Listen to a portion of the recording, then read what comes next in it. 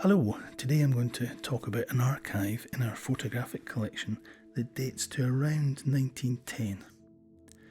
This set of slides is rather fascinating for a few reasons, one of which being that it highlights actions that had life-changing consequences for those affected. I bought these glass slides from a local auction. In this format they're known as magic lantern slides. And it was common around this time for a local church hall to be packed on a Saturday evening for a magic lantern show. There are 80 glass slides in a good quality period box that has kept them safe, and they're in stunning condition. When I looked at them in the auction, I thought they were visually interesting. Historical images of people at a farm over 100 years ago, and very high quality images. There's groups of children, farm workers, quite a kind of grand house as well. It's always exciting to see what comes to mind when I get the images onto my desk and start to really investigate and dig down into what they might be. The first thing is that one of the slides shows this painted signage, Todhill Farm for Lads. I thought it was quite unusual for that era. I checked to see if the farm or the house still existed, but sadly no. But did trace it to near Stevenson, which is just south of Glasgow. It looked like an interesting place, an agricultural school of some kind. So let's take a look at some of the images. There seems like quite a lot going on. There's a wide range of activities. There are some group shots of boys relaxing and working, and even playing football. And it all looks good, quite wholesome. Have a look at these photographs where there's obviously some art direction happening. There's a shot of a boy perhaps arriving at the home for the first time. And these shots of the boys about to leave or being waved off, they do feel very kind of set up for the camera, I would say. There was also some photographs of a ship, so perhaps it was a day trip down the Clyde estuary, which was quite common at that time. I kept searching around the internet for a lead of some kind about the farm, and what I found really shocked me. It was owned by a George Cosser at that time. He was training the young boys in farm skills, and after a few months, and without consent, shipping them to Canada, where they would work unpaid in his farm in Gagetown in New Brunswick.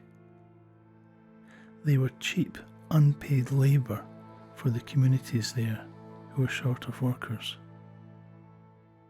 One of the photographs taken on board a ship was chilling. It's dated the 20th of July 1912. I checked and discovered that this date matched a ship leaving Glasgow, bound for Canada. It was called the Hesperian. Essentially, you're looking at the faces of young boys setting off on a life-changing journey. I also have the names of these boys from the ship's passenger list, although I can't identify them individually. I do know that just 2 years later, one of them signed up to fight in the First World War, still very young, and sadly died. Another went on to have his own farm near Gagetown. But when clearing his land, an accident led him to lose an arm.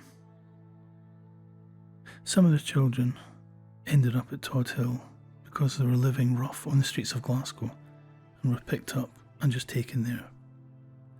Others the result of becoming orphans.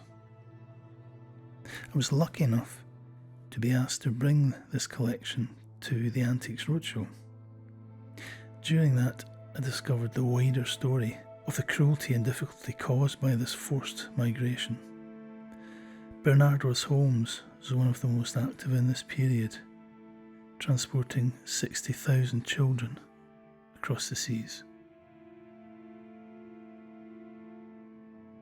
Finally, the purpose of the set of images when it was created by this photographer here was to advertise the work going on at Todhill and to help raise funds for the venture. So it's a very early example of this kind of use of media. The longer I've lived with these images and returned to them, the more I've learned. They've revealed their story, piece by piece. I'm now keen to find them a home with a collector, or with someone with an interest in this historical period. Do subscribe or follow, and I'll be looking at another archive very soon.